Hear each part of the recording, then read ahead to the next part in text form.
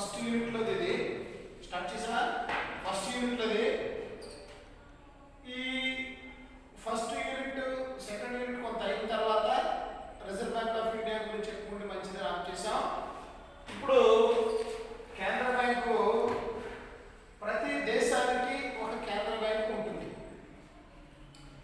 ఉండాలి. ఎందుకంటే ఆ దేశంలో ఉండేటటువంటి ద్రవ్య రంగాన్ని సరైన మార్గంలో నడిపించడానికి లేదా నియంత్రణ చేయడానికి, ద్రవ్య వ్యవస్థలో సుస్థిరత కాపాడడానికి ఒక కేంద్ర బ్యాంక్ ఒకటి ఉండాలి. ఆ కేంద్ర బ్యాంకే ఈ బాధ్యతలన్నింటినీ నిర్వర్తిస్తూ ఉంటుంది. కేంద్ర బ్యాంకు విధులు లేదా కేంద్ర బ్యాంకు యొక్క బాధ్యతలు చాలా స్పెసిఫిక్గా ఉంటాయి. కేంద్ర బ్యాంక్ అంటే సెంట్రల్ బ్యాంక్. ఈ కేంద్ర బ్యాంకుకి లాభార్జన లేదు. వాణిజ్య బ్యాంకు లాగా ప్రజల దగ్గర నుంచి డిపాజిట్లు స్వీకరించడం, అలాగే ఖాతాదారులకి డైరెక్ట్గా రుణాలు ఇవ్వటం, ఇలాంటి కార్యక్రమాలు ఏవి ఇది చెయ్యదు. దేశంలో ఉండే మొత్తం కరెన్సీ అంతా ఒకే యూనిట్గా సుస్థిరంగా ఉండే విధంగా కేంద్ర బ్యాంకు కాపాడుతూ ఉంటుంది. ఇది ప్రభుత్వ ద్రవ్య విధానాలని అమలు చేస్తూ కరెన్సీ నోట్లని జారీ చేస్తూ వ్యవహారాలని నిర్వహిస్తూ ఉంటుంది. అంటే కరెన్సీ నోట్లని ముద్రించి జారీ చేసే గుత్తాధిపత్యం ఇంకా ప్రపంచంలో కానీ దేశంలో కానీ ఎవరికి లేదు. అది ఓన్లీ కేంద్ర బ్యాంకు లేదా సెంట్రల్ బ్యాంక్ ఉంటుంది. ప్రతి దేశానికి ఒక సెంట్రల్ బ్యాంక్ అనేది ఒకటి ఉంటుంది. అంటే ఇది చాలా విశిష్టమైనది, దీని విధులు కూడా చాలా విశిష్టమైనవి అని ఏ దేశంలో ఏ బ్యాంకు ఎప్పుడు ఎలా స్థాపించినప్పటికీ కూడా దాన్ని ప్రభుత్వ రంగంలో తీసుకొచ్చి ప్రభుత్వ బ్యాంకుగా పనిచేసే విధంగా చేస్తూ ఉన్నారు. అంచేతనే అనేక దేశాలలో కేంద్ర బ్యాంకు లేదా సెంట్రల్ బ్యాంక్ని జాతీయం చేయటం జరిగింది. దీనికి విశిష్టమైనటువంటి లక్షణాలు ఉన్నాయి. ప్రతి దేశానికి ఒక కేంద్ర బ్యాంకు ఉంటుంది. ఆ దేశంలో జరిగే ద్రవ్య వ్యవహారాలన్నీ కూడా కేంద్ర బ్యాంకు కనుసన్నలలోనే జరగాలి. ఉదాహరణకి ఇంగ్లాండ్లో బ్యాంక్ ఆఫ్ ఇంగ్లాండ్, ఇది ఆ దేశానికి మొత్తానికి ఒకే ఒక బ్యాంకు. మిగతా బ్యాంకులన్నీ దీనికి లోబడే పని చేయాలి. ఇది చెప్పినట్లుగా వినాలి. అది చెప్పిన వడ్డీనే వసూలు చేయాలి. అది చెప్పిన వడ్డీలనే ఇతరులకి ఇవ్వాలి. అలాగే ఫ్రాన్స్లో బ్యాంక్ ఆఫ్ ఫ్రాన్స్, అలాగే అమెరికాలో ఫెడరల్ రిజర్వ్ బ్యాంక్ అని 12 ఉన్నాయి. ఫెడరల్ రిజర్వ్ బ్యాంక్ అని 12 ఉన్నాయి, ఒకటి కాదు 12. అంచేత ఈ ఫెడరల్ రిజర్వ్ బ్యాంకులు ప్రతి దేశానికి ఒకే ఒక బ్యాంక్ ఉంటుంది, రిజర్వ్ బ్యాంక్ అయినా సెంట్రల్ బ్యాంక్ అయినా. కానీ అమెరికాలో మాత్రం 12 ఉంటాయి. ఒకసారి ఇది కొంచెం విశిష్టమైనటువంటి క్వాలిటీస్ ఉంది. ఇక్కడ 12 ఉన్నాయి. మన భారతదేశానికి వచ్చేసరికి reserve Bank of India RBI, మన భారతదేశానికి వచ్చేసరికి రిజర్వ్ బ్యాంక్ ఆఫ్ ఇండియా మన భారతదేశంలో ఉండే ద్రవ్య వ్యవహారాలు, మోనిటరీ ట్రాన్సాక్షన్స్, వీటిలన్నింటినీ కూడా భారతదేశంలో రిజర్వ్ బ్యాంక్ ఆఫ్ ఇండియా ఉంటుంది. మన భారతదేశంలో రిజర్వ్ బ్యాంక్ ఆఫ్ ఇండియాని ఏప్రిల్ 1, 1935వ సంవత్సరంలో స్థాపించడం జరిగింది. రిజర్వ్ బ్యాంక్ ఆఫ్ ఇండియా ఎప్పుడు స్థాపించారు? రిజర్వ్ బ్యాంక్ ఆఫ్ ఇండియాని స్థాపించారంటే రిజర్వ్ బ్యాంక్ ఆఫ్ ఇండియా ఒక చట్టం ద్వారా ఏర్పాటు అవుతుంది. 34వ రిజర్వ్ బ్యాంక్ ఆఫ్ ఇండియా చట్టాన్ని సవరించి ఈ కొత్త వ్యవస్థని ఏర్పాటు చేశారు. 35వ సంవత్సరంలో ఇది వాటాదారుల బ్యాంకుగా ఉండేది. వాటాదారుల బ్యాంకుగా స్థాపించారు. 5 కోట్ల రూపాయలు, ఒక వాటా విలువ 100 రూపాయలు, ఒక్కొక్క వాటా విలువ 100 రూపాయలు. అయితే బ్యాంక్ ఆఫ్ ఇండియాని 1949వ సంవత్సరంలో 1949వ సంవత్సరంలో జాతీయం చేయడం జరిగింది. అంటే ప్రభుత్వం చేతిలోకి రావటం జరిగింది. అప్పటి నుంచి కూడా రిజర్వ్ బ్యాంక్ ఆఫ్ ఇండియా ప్రభుత్వ రంగంలో ఉంది. అయితే మనకు రిజర్వ్ బ్యాంక్ ఆఫ్ ఇండియా గురించి అవసరం లేదు. అసలు ప్రపంచంలో ఉన్న సెంట్రల్ బ్యాంకులన్నీ ఫంక్షన్స్ ఎలా ఉంటాయి, దాని నిధులు ఎలా ఉంటాయి అనేది. అయితే మనకి సెంట్రల్ బ్యాంక్ ఏంటి? Reserve Bank of India. అంచేత ఈ రిజర్వ్ బ్యాంక్ ఆఫ్ ఇండియా మన సెంట్రల్ బ్యాంక్ గురించి చదివినా రిజర్వ్ బ్యాంక్ ఆఫ్ ఇండియా గురించి చదివినా రెండు ఇంచుమించు ఒకటే. అది దీనికి ఉండే లక్షణాలు చాలా విశిష్టమైనటువంటి లక్షణాలు ఉన్నాయి అని మనం చెప్పుకుంటా ఉన్నాం. దీనికి ప్రత్యేకమైనటువంటి విధులు లేదా లక్షణాలు ఏమిటంటే, ఒకటి కరెన్సీ నోట్లను జారీ చేయడం, రెండు ప్రభుత్వానికి బ్యాంకుగా వ్యవహరించడం, మూడు బ్యాంకులకు బ్యాంకుగా వ్యవహరించడం, నాలుగు వాణిజ్య బ్యాంకులకి నగదు రిజర్వులకి కస్టోడియన్గా ఉండడం, అంతిమ రుణదాతగా వ్యవహరించడం, బ్యాంకుల యొక్క క్లియరింగ్ ఏజెంట్గా వ్యవహరించడం, అంతర్జాతీయ ద్రవ్య నిధుల పరిరక్షణ, అలాగే నైతికోద్బోధన, ఇలాగా ఇంకా ఇతరుల చాలా దీనికి విశిష్టమైనటువంటి కొన్ని లక్షణాలు ఉన్నాయి. ప్రతి దేశంలో ఉన్న ఏ కేంద్ర బ్యాంక్ అయినా సరే ఈ లక్షణాలన్నీ ఉంటాయి. అయితే ఈ విధులనే కాకుండా ద్రవ్య మూలధన మార్కెట్ల యొక్క పనితీరుని క్రమబద్ధం చేస్తూ ఇది ద్రవ్యోల్బణ ప్రతి ద్రవ్యోల్బణ పరిస్థితులను నివారిస్తుంది. ఒక్కొక్కసారి మన దేశంలో ధరలు పెరిగిపోయే పరిస్థితులు ఉంటాయి, ఒక్కోసారి ధరలు తగ్గిపోయేటటువంటి పరిస్థితులు ఉంటాయి. అంటే ఆయా పరిస్థితులకు అనుగుణంగా వడ్డీ రేట్లను మారుస్తూ, చలామణిలో ఉండే ద్రవ్యాన్ని మారుస్తూ, అలాగే ప్రజలకు నైతికోద్బోధన చేస్తూ ఈ వ్యవహారాన్ని చేస్తూ రిజర్వ్ బ్యాంక్ ఆఫ్ ఇండియా కేంద్ర బ్యాంక్ అనేది ద్రవ్య నిధులని కాపాడుతూ ద్రవ్య స్థిరత్వం ఏర్పడటానికి తోడ్పడుతూ ఉంటుంది ఈ కేంద్ర బ్యాంక్. అంచేతనే మీకు మన దేశంలో ఉన్న కేంద్ర బ్యాంక్ మన రిజర్వ్ బ్యాంక్ ఆఫ్ ఇండియా, మన రిజర్వ్ బ్యాంక్ తీసుకునే చర్యలు మనకి చాలా మేలు చేస్తూ ఉన్నాయి. ధరలు పెరిగితే తగ్గిస్తున్నారు, ధరలు మళ్ళీ తగ్గిపోయే పరిస్థితి వస్తే మళ్ళీ పెంచుతున్నారు. దీన్నే భారతదేశంలో ఉన్న ద్రవ్య నిల్వల్ని కాపాడటం అని అంటారు. ఇది రిజర్వ్ బ్యాంక్ ఆఫ్ ఇండియా మనకి టాపిక్లో ఉంటే చెప్పుకున్నప్పుడు వేరే చెప్పుకుందాం. అంచేతనే మీకు ప్రపంచ దేశాలు ఆర్థిక వ్యవస్థలు దెబ్బతిన్నా మన ఇండియా ఆర్థిక వ్యవస్థ పెద్దగా దెబ్బతినకపోవడానికి కారణం ఏంటంటే పటిష్టవంతమైనటువంటి రిజర్వ్ బ్యాంక్ ఆఫ్ ఇండియా. పాఠం చూశారు మీరు, ఎందుకే రావడం. అమెరికాలో సాఫ్ట్వేర్ బిల్ దెబ్బలు పోయింది, ఏంటో పాట ఉంది కదా, మన అలా దెబ్బ లేదు, మన దాంట్లో దారుణంగా దెబ్బ పడలేదు. అయితే మనకి బ్యాంకింగ్ రంగంలో నిష్ణాతులైన వారు ఉన్నారు. ఇవన్నీ తర్వాత చెప్పుకుందాం. మన ప్రజెంట్ ఏం కావాలంటే రిజర్వ్ బ్యాంక్ కేంద్ర బ్యాంక్ అనేది దాని విధులు మొట్టమొదటి విధి ఏంటి? కరెన్సీ నోట్లని జారీ చేయడం. రిజర్వ్ బ్యాంక్ ఆఫ్ ఇండియా ఒక్కదానికి కరెన్సీ నోట్లను జారీ చేసే అవకాశం ఎక్కువగా ఉంటుంది. ఎందుకంటే ఒకే కరెన్సీ, ఒకే విధానము, పరపతి, ద్రవ్య సుస్థిరత కాపాడటం కోసం కేంద్ర బ్యాంకుకి నోట్లను జారీ చేసే అధికారాన్ని కట్టబెట్టడం జరిగింది. కేంద్ర బ్యాంకు నోట్లను జారీ చేయడం వలన, అంటే అది ఒకటే నోట్లని ప్రింట్ చేసి చలామణిలో పెట్టే ఇది దాని ఒక్కదానికే ఉండడం వల్ల కలిగే ప్రయోజనాలు ఏంటంటే, మన భారతదేశంలో ఉన్న కరెన్సీ నోట్లన్నీ ఒకే రకంగా ఉంటాయి. 10 రూపాయల నోటు దేశంలో ఎక్కడైనా ఒకటే, 50 రూపాయల నోటు ఎక్కడైనా ఒకటే, 100 రూపాయల నోటు ఎక్కడైనా ఒకటే. ఇవన్నీ యూనిఫామిటీ ఉంటుంది, మార్పు చేసుకోవాల్సినటువంటి అవసరం ఉండదు. అలాగే కరెన్సీ పద్ధతిలో ఎలాస్టిసిటీ ఉంటుంది, వ్యాకోచత్వం అనేది ఉంటుంది.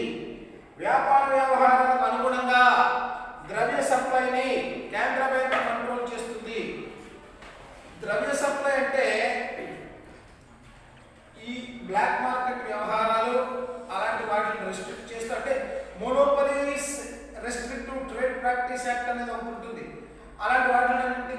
చేస్తూ ప్రజల అవసరాలకు అనుగుణంగా చలామణిలో ఉండేటటువంటి ద్రవ్యాన్ని పెంచుతూ తగ్గిస్తూ చేస్తూ ఉంటుంది. ఇప్పుడు వడ్డీ రేట్లు తగ్గిస్తే జనాలందరూ అప్పులు తీసుకుంటారు, వ్యాపార వ్యవహారాలు చేస్తూ ఉంటారు. వడ్డీ రేట్లు పెంచితే వ్యాపారం పోషిస్తారు, సర్క్యులేషన్ తగ్గిపోతుంది. దీన్ని తర్వాత చెప్పుకుందాం.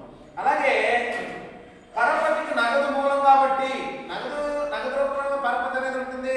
అంచేత కేంద్ర బ్యాంకు నోట్లను జారీ చేసే అధికారం ఉంటుంది కాబట్టి దానికి పరపతి నియంత్రణ చేయగలుగుతుంది, ఈజీగా ఉంటుంది. దేశంలో ఉన్న కరెన్సీ సూత్రాలను అనుసరించి కేంద్ర బ్యాంకు నోట్లను జారీ చేస్తూ ఉంటుంది కాబట్టి మన దేశంలో కూడా రిజర్వ్ బ్యాంక్ ఆఫ్ ఇండియా కనిష్ట రిజర్వుల పద్ధతి ఏంటి? కనిష్ట రిజర్వుల పద్ధతి, మినిమం రిజర్వ్ సిస్టమ్ లో కరెన్సీ నోట్లని జారీ చేస్తూ ఉంటుంది. అంటే ఇక్కడ 115 కోట్ల మేరకు తక్కువ కాగానే బంగారం రిజర్వులు ఉండాలి. అలాగే 85 కోట్ల విదేశీ మారకం రిజర్వులు ఉండాలి. అంటే ఫారిన్ ఎక్స్చేంజ్ రిజర్వ్, వాటిని పోషించాలి. వాటిని పోషిస్తూ రిజర్వ్ బ్యాంక్ ఆఫ్ ఇండియా కరెన్సీని మెయింటైన్ చేస్తూ ఉంటుంది. అలాగే ఇది ఈ గుత్తాధిపత్య కారణంగా ప్రభుత్వానికి, కేంద్ర బ్యాంకుకి ఒక గ్రిప్ ఉంటుంది.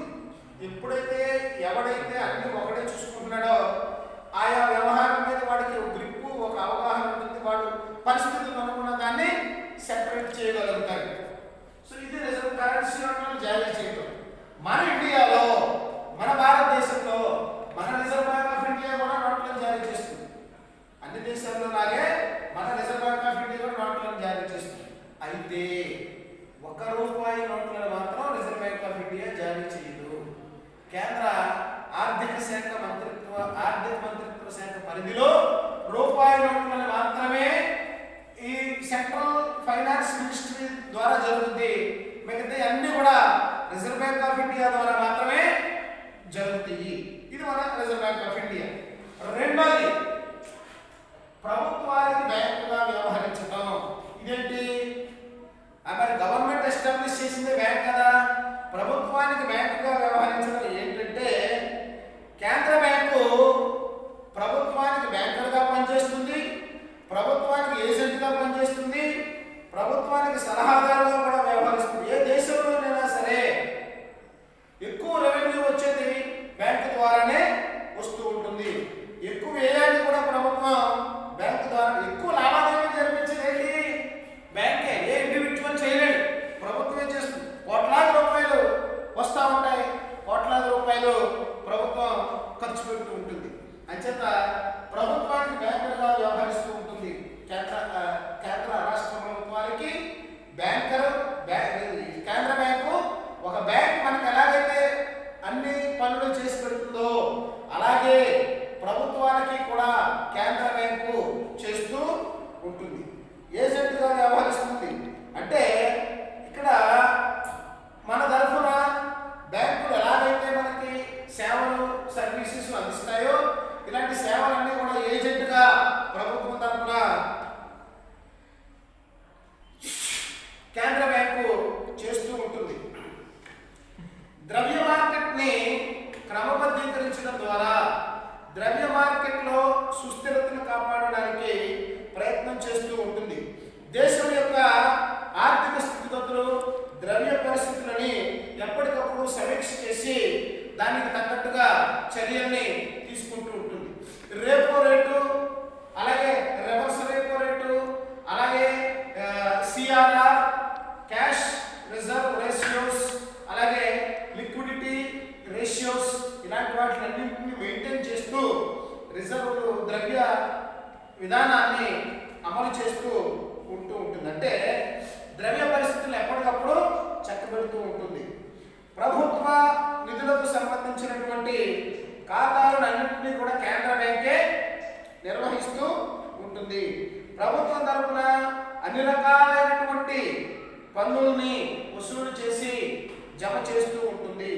ప్రభుత్వం తరఫున వ్యయాలు భారీగా అవుతూ ఉంటాయి. అలాంటివన్నింటినీ కూడా ఈ చెల్లింపులు ప్రభుత్వమే చేస్తూ ఉంటుంది. మనీ ఇన్ సర్క్యులేషన్ తగ్గిపోకుండా చూస్తూ ఉంటుంది. కేంద్ర బ్యాంకు ఈ రెవెన్యూ ఎక్స్పెండిచర్ ఈ రెండింటి మధ్యన సరి అయినటువంటి విధానాన్ని అవలంబించకపోయినట్లయితే ద్రవ్యోల్బణం వస్తుంది, ఒక్కోసారి ప్రతి ద్రవ్యోల్బణం వస్తుంది. అంచేతనే ఇన్ఫ్లేషన్ అని అంటారు, ఇన్ఫ్లేషన్ డిఫ్లేషన్. ఇలాంటి పరిస్థితులు రాకుండా ప్రభుత్వం కేంద్ర బ్యాంకు ఎప్పటికప్పుడు తగినటువంటి చర్యలు తీసుకుంటుంది.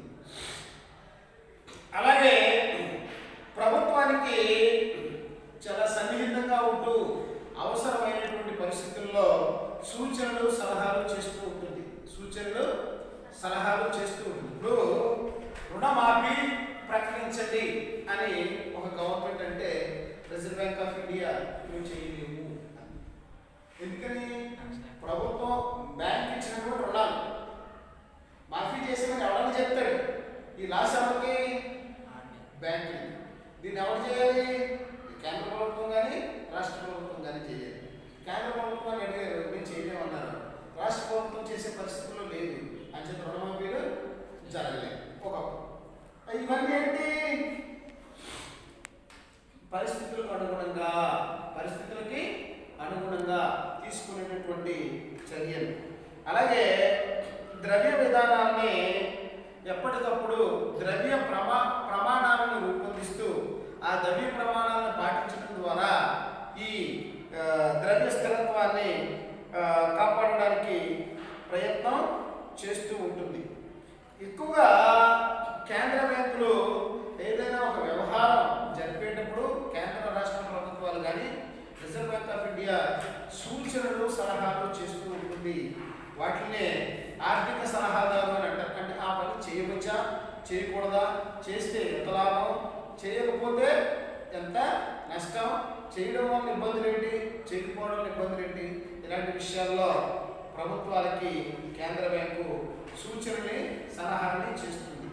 ఇక బ్యాంకులకి బ్యాంకుగా వ్యవహరించడం. ఈ కేంద్ర బ్యాంక్ అనేది మనకి ఏ విధంగా అయితే వినియోగదారుడికి బ్యాంకులు సేవలు చేస్తూ ఉన్నాయో అలాగే కేంద్ర బ్యాంకు కూడా ఈ బ్యాంకులకు సహాయం చేస్తుంది. అంటే మనం బ్యాంకు దగ్గరికి వెళ్ళి అప్పులు తీసుకుంటా ఉంటాం, మనం బ్యాంకులో డిపాజిట్లు వేస్తూ ఉంటాం, మన సూచనలు సలహాలు బ్యాంకులు అడుగుతున్నాం. అలాగే బ్యాంకులు కూడా కేంద్ర బ్యాంకు దగ్గరికి వెళ్ళి వాళ్ళ సూచనలు సలహాలు అడిగి తీసుకుని ఆ విధంగా బ్యాంకులన్నీ ఫాలో అవుతూ ఉంటాయి. అంచేత కేంద్ర బ్యాంకు దేశంలో ఉన్న బ్యాంకులన్నింటికీ కూడా బ్యాంకులుగా వ్యవహరిస్తూ వాళ్ళు అత్యవసరమైన పరిస్థితుల్లో వాణిజ్య బ్యాంకు ఆర్థిక సహాయం చేస్తూ ఉంటాయి. ఎవరు చేస్తారు? కేంద్ర బ్యాంకు అంటే ఎక్కడ పరపతి దొరకపోయినట్లయితే ఫైనల్గా కేంద్ర బ్యాంక్ దగ్గర పోయినట్లయితే అది ఆర్థిక సహాయం చేస్తూ ఉంటుంది. బ్యాంకులకు బ్యాంకుగా వ్యవహరిస్తూ ఇప్పుడు మనం చెప్పుకోబోయే నిధులన్నింటినీ చేస్తుంది. వాణిజ్య బ్యాంకు నగదు రిజర్వులకి కస్టోడియన్. వాణిజ్య బ్యాంకులన్నింటినీ కూడా కొంత పర్సంటేజ్ కేంద్ర బ్యాంకు దగ్గర ఉంచుకోవాల్సినటువంటి పరిస్థితి ఉంటుంది. అది క్యాష్ రిజర్వ్ రేషియోస్ అంటారు, స్టాట్యూటరీ లిక్విడిటీ రేషియో అంటారు. ఈ రేషియోస్ అన్నింటినీ కూడా రిజర్వ్ బ్యాంక్ ఆఫ్ ఇండియా దగ్గర బ్యాంకులన్నీ మెయింటైన్ చేయాల్సి ఉంటుంది. సో ఈ రిజర్వులన్నింటినీ కూడా కేంద్ర బ్యాంకుల తరఫున వాటి దగ్గర జాగ్రత్తగా ఉంటూ ఆ రిజర్వులని మెయింటైన్ చేస్తూ ఉంటుంది. బ్యాంకింగ్ వ్యవస్థ పటిష్టం చేయడానికి ఈ రిజర్వులన్నింటినీ కూడా ఉపయోగపడుతూ ఉంటే బ్యాంకులు సాల్వెన్సీగా ఉండడానికి రిజర్వ్ బ్యాంక్ ఆఫ్ ఇండియా అవకాశాన్ని కల్పిస్తుంది. ఎందుకంటే సాల్వెన్సీ అంటే ఏంటంటే అప్పు తీర్చే పరిస్థితి. అప్పు తీర్చే పరిస్థితి ఎలాంటప్పుడు ఉంటుంది? అప్పులు తక్కువ, ఆస్తులు ఎక్కువ ఉండాలి. అలాగైతేనే అప్పు తీర్చగలుగుతారు. అప్పులు ఎక్కువ, ఆస్తులు తక్కువ ఉంటే అప్పులు తీర్చలేని పరిస్థితి. ఎప్పుడైతే ఇన్సాల్వెంట్ అయిందో బ్యాంకు మీద ప్రజల యొక్క విశ్వాసం పోతుంది. బ్యాంకులకి ప్రజల విశ్వాసం ఉన్నంత వరకు మాత్రమే అవి రన్ అవుతాయి.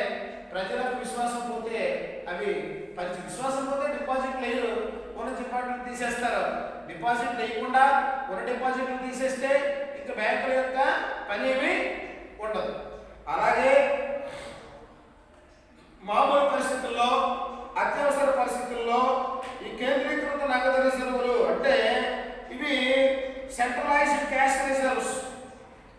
సార్థకంగా ఉపయోగించుకోవడానికి అవకాశం ఉంటుంది.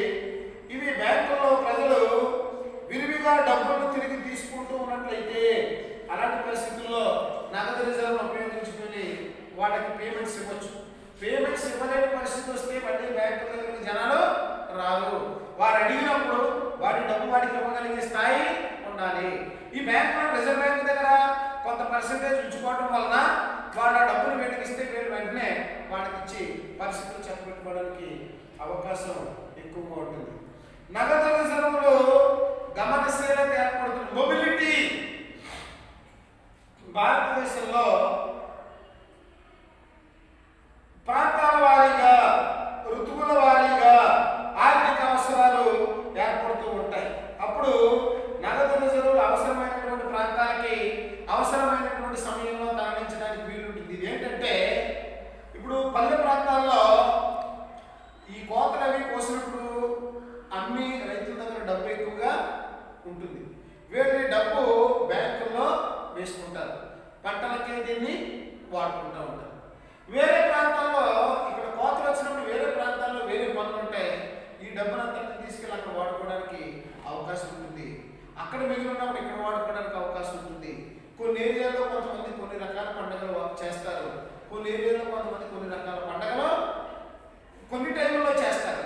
ఆయా టైంలో ఇక్కడి నుంచి అక్కడికి పట్టుకెళ్ళడానికి, అక్కడి నుంచి ఇక్కడికి పట్టుకెళ్ళడానికి ఈ అవగాహనలో క్రిస్టియన్స్ అందరూ ఉన్నారనుకోండి, క్రిస్మస్ డిసెంబర్ నెల అంతా మంచి హడావిడి, ఇది కోళ్ళు కుక్కలు మేకలు కోసుకు తిరిగి పట్టుకు ఇవన్నీ చేసేసుకుంటారు. హిందూస్ అందరూ ఉన్నట్లయితే సంక్రాంతి. ఎవరైతే ఏ ఏరియాలో ఉంటారో, ఎవరైతే అవసరం ఉంటుందో, అవసరం లేనివాడికి అవసరం ఉన్న వాళ్ళకి ఈ ఫండ్స్ని ట్రాన్స్ఫర్ చేస్తూ ఈ రిజర్వ్ బ్యాంక్ ఆఫ్ ఇండియా ఆర్థిక స్థిరత్వానికి ఫండ్స్ మొబిలిటీ ఒక ప్రాంతం నుంచి ఒక ప్రాంతానికి ఒక సమయంలో మిగిలి ఉన్న చోట వేరే సమయంలో అవసరం ఉన్న చోట, అంటే స్థల ప్రయోజనము కాల ప్రయోజనము రెండింటినీ కూడా రిజర్వ్ బ్యాంక్ ఆఫ్ ఇండియా కలగ చేస్తూ ఉంటుంది. నగదు రిజర్వుల పద్ధతిని బ్యాంకింగ్ వ్యవస్థ లిక్విడిటీ వ్యాపారకి తోడ్పడుతూ ఉంటుంది. కేంద్ర బ్యాంకు నగదు రిజర్వుల పద్ధతి లేకపోయినట్లయితే వాణిజ్య బ్యాంకులు ఎక్కువ స్థాయిలో నగదు నిల్వ చేసుకోవాల్సి ఉంటుంది. కేంద్ర బ్యాంక్ అవసరమైన సమయాల్లో ఆదుకోవడానికి ఉందనే ఉద్దేశంతో వాణిజ్య బ్యాంకులు తక్కువ నగదు రిజర్వులు వ్యవహరిస్తూ ఉండవచ్చు. మంచి సెక్యూరిటీల మీద ఈ సహాయం చేయడానికి ఈ నగదు రిజర్వులు అంటే ప్రతి వాళ్ళు కూడా కొంత పర్సంటేజ్ నగదు రిజర్వ్ సెంట్రల్ బ్యాంక్ దగ్గర ఉంచుకుంటారు. కాబట్టి వీళ్ళు ఇంట్లో అంటే బ్యాంక్ దగ్గర ఎక్కువ నగదు అట్టే పెట్టుకోవడానికి వీలు లేకుండా ఎక్కువ మొత్తాన్ని పెట్టుబడిగా పెట్టి ఎక్కువ లాభాలు గడించుకోవడానికి అవకాశం ఉంటుంది. అవసరమైతే కేంద్ర బ్యాంక్ దగ్గరికి వెళ్ళి తెచ్చుకుంటాం అనేటువంటి ధీమా వీళ్ళకి ఉంటుంది. అలాగే నగదు రిజర్వుల వలన మరో ప్రయోజనం ఏంటంటే బ్యాంకుల యొక్క రుణాలను పరిష్కరించడానికి ఉపయోగిస్తూ ఉంటాయి. వాణిజ్య బ్యాంకులు కేంద్ర బ్యాంకుల్లో ఖాతా ఉంటుంది కాబట్టి ఆ పుస్తకాల పద్ధతి ద్వారా బ్యాంకుల మధ్య లావాదేవీలు పరిష్కారం చేయడానికి అవకాశం ఉంది. అంటే ఒక బ్యాంక్కి వేరే బ్యాంక్ మధ్య జరిగేటటువంటి ట్రాన్స్ఫర్స్ అన్నింటినీ కూడా ఈ క్యాష్ రిజర్వ్స్ ద్వారా చెల్లింపులు చేయడానికి రిజర్వ్ బ్యాంక్ ఆఫ్ ఇండియాకి సహాయపడుతూ ఉంటుంది. సో ఈ విధంగా వాణిజ్య బ్యాంకులకి బ్యాంకులుగా సెంట్రల్ బ్యాంక్ వ్యవహరిస్తూ వివిధ సమస్యలన్నింటినీ పరిష్కారం చేస్తూ ఉంటుంది. అంతిమ రుణదాత అంటే ఏమీ లేదు. ఇప్పుడు ఏ సాయంత్రం కదా చివరికి ఎవరు లేకపోతే ఎవరో దిక్కంటారు కదా, అలాగా ఇక్కడ ఏంటంటే బ్యాంకులకి పక్క బ్యాంకుల దగ్గర పక్క ఊళ్ళ బ్యాంకుల దగ్గర వేరే బ్రాంచ్ దగ్గర ఇలా డబ్బులు లేకపోయినట్లయితే చివరిసారిగా రిజర్వ్ బ్యాంక్ ఆఫ్ ఇండియా దగ్గరికి పోతే అక్కడ వాళ్ళు ఖచ్చితంగా లోన్స్ ఇస్తారు. కేంద్ర బ్యాంక్ అంచేతనే అంతిమ రుణదాత అని అంటారు. రీడిస్కౌంటింగ్ పద్ధతి అనేది ఒకటి ఉంటుంది. రీడిస్కౌంటింగ్ అంటే ఏంటంటే మన వాళ్ళు సెక్యూరిటీలు కానీ బాండ్లు కానీ బిల్స్ కానీ ఇలాంటి వాటిని పెట్టుకొని అప్పించినప్పుడు ఇవన్నీ మన దగ్గర ఐడియా ఉంటుంది. ఇప్పుడు బిల్ ఆఫ్ ఎక్స్చేంజ్ ఉంది. బిల్ ఆఫ్ ఎక్స్చేంజ్ మీకు తెలుసు కదా, బిల్స్ ఆర్థిక బిల్లులే అంటారు. ఆ బిల్లులో ఏముంటుంది? ఇప్పుడు మనం ఎవరికో ప్రామిసరీ నోట్ రాసి ఇచ్చామరా, ప్రామిసరీ నోట్ రాసి ఇచ్చి మనం అప్పు తెచ్చుకుంటున్నాం, లేకపోతే బ్యాంకులో డిపాజిట్ వేసాం. బ్యాంకులో డిపాజిట్ వేస్తే నీకేమొస్తుంది? కాగితము కొత్తది. నువ్వు 10 కోట్లు బ్యాంకులు వేసారా, 10 కోట్లకు నీకేంటి చిన్న మొక్క, వాడికి 10 కోట్లు. ఇది లాకర్లో పెట్టుకుని దాచుకోవాలి. అలాగే బ్యాంక్ ఎవరికి అప్పించింది, ఆడు సెక్యూరిటీగా పెట్టిన కాగితాలు మన దగ్గర ఉంటే మన దగ్గర డబ్బు వెళ్ళిపోదు. వీడు అవసరం వచ్చినప్పుడు ఏం చేస్తారంటే బ్యాంకులో ఈ కాగితాన్ని పట్టుకెళ్ళి రిజర్వ్ బ్యాంక్ దగ్గర పెట్టుకుని అప్పు తెచ్చుకుంటారు. దీన్ని ఏమంటారు, రీడిస్కౌంటింగ్. ఇప్పుడు నువ్వు నా మీద బిల్ రాశావు, నేను నీకు యాక్సెప్ట్ చేసి ఇచ్చాను, నాకు 10 లక్షలు సరుకు ఇచ్చావు, నువ్వు నా మీద బిల్ రాసావు, నేను నీకు వచ్చాను, నీ దగ్గర ఉన్నది ఎన్నాళ్ళు ఉంటుంది, 3 నెలలు ఉంటుంది, 3 గడువు దినాలు ఉంటుంది. 3 నెలల వరకు నువ్వు వేచి చూడాలి నా దగ్గర. నేను నీకు బిల్ ఇచ్చిన మన్నాడే నీకు అవసరం వచ్చింది, అవసరం వస్తే నువ్వేం చేస్తావు, దీన్ని పట్టుకెళ్ళి బ్యాంక్ దగ్గర పెట్టుకుంటావు. బ్యాంక్ నీకు కొంత డిస్కౌంట్ చేసుకుని నీకు డబ్బు ఇస్తుంది. బ్యాంక్కి అవసరం వచ్చింది, బ్యాంక్ రిజర్వ్ బ్యాంక్ దగ్గర పెట్టుకుంటుంది, బ్యాంక్ డబ్బు చేసుకుంటుంది. దీన్నే రీడిస్కౌంటింగ్ ఫెసిలిటీ అని అంటే. సో ఈ విధానం ద్వారా కేంద్ర బ్యాంకు బ్యాంకులకి అంతిమ రుణదాతగా వ్యవహరిస్తూ వీళ్ళ యొక్క పరపతి అవసరం, బ్యాంకుల యొక్క పరపతి అవసరాలని తీరుస్తుంది. అలాగే clearing house, bank of clearing house, clearance. ఇదేంటంటే మామూలుగా బ్యాంకింగ్ వ్యవహారాల ద్వారా ఉత్పన్నమయ్యే పరస్పర రుణ భారాన్ని క్లియరింగ్ హౌస్ల ద్వారా బ్యాంకులు పరిష్కరించుకుంటూ ఉంటాయి. అంటే ప్రతి బ్యాంకు మరో బ్యాంకుకి ఎంతో కొంత బాకీ ఉంటుంది. అలా ఈ బ్యాంక్ ఆ బ్యాంకుకి బాకీ ఉంటుంది, ఆ బ్యాంక్ ఈ బ్యాంకుకి బాకీ ఉంటుంది. ఇలాంటి బాకీలన్నింటినీ కూడా కేంద్ర బ్యాంకు దగ్గర ఉండే మన రిజర్వులు, మన ఖాతాల్లో ఉండేటటువంటి అమౌంట్ ద్వారా సర్దుబాటు చేస్తూ క్లియరెన్స్ హౌస్గా బ్యాంకు వ్యవహరిస్తూ ఉంటుంది. ఇదే కాకుండా అంతర్జాతీయ ద్రవ్య నిధుల పరిరక్షణ. అంతర్జాతీయ ద్రవ్య నిధుల పరిరక్షణ అంటే ఏంటంటే ఫారిన్ ఎక్స్చేంజ్ నిధులని Reserve Bank of India control చేస్తుంది. అంటే మనం ఏ దేశానికి ఎగుమతి చేసినా లేకపోతే ఏ దేశం నుంచి మనం దిగుమతి చేసుకున్నా, మనం దిగుమతి చేసుకుంటే మనం ఇతర దేశాలకు పే చేయాలి, వాళ్ళ మనీ పే చేయాలి. వాళ్ళకి ఎక్స్పోర్ట్ చేస్తే వాళ్ళ మనీ మనకి ఇస్తారు, మన మనీని ఇక్కడ మార్చుకోలేము, మళ్ళీ మన మనీలోకి మార్చుకోవాలి. దీన్నే ఎక్స్చేంజ్ ఫారిన్ ఎక్స్చేంజ్ విధానాల్లో ఈ ఫారిన్ కరెన్సీ నిధులని మెయింటైన్ చేస్తూ రిజర్వ్ బ్యాంక్ ఆఫ్ ఇండియా ప్రజలకి సహాయాలు అందిస్తూ ఉంటుంది.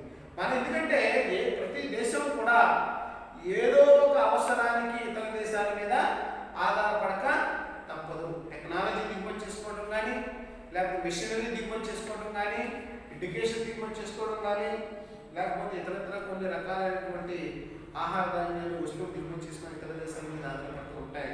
అలాంటప్పుడు ఫారిన్ కరెన్సీని ఇది మెయింటైన్ చేస్తూ ఉంటుందన్నమాట. సో ఇవన్నీ రిజర్వ్ బ్యాంక్ యొక్క విధులు. రిజర్వ్ బ్యాంక్ అనే కేంద్ర బ్యాంక్, కేంద్ర బ్యాంక్ యొక్క విధులు లేదా కేంద్ర బ్యాంక్ యొక్క బాధ్యతలు. ఈ పనులన్నింటినీ కేంద్ర బ్యాంకు చూస్తూ ఉంటుంది. కాసేపు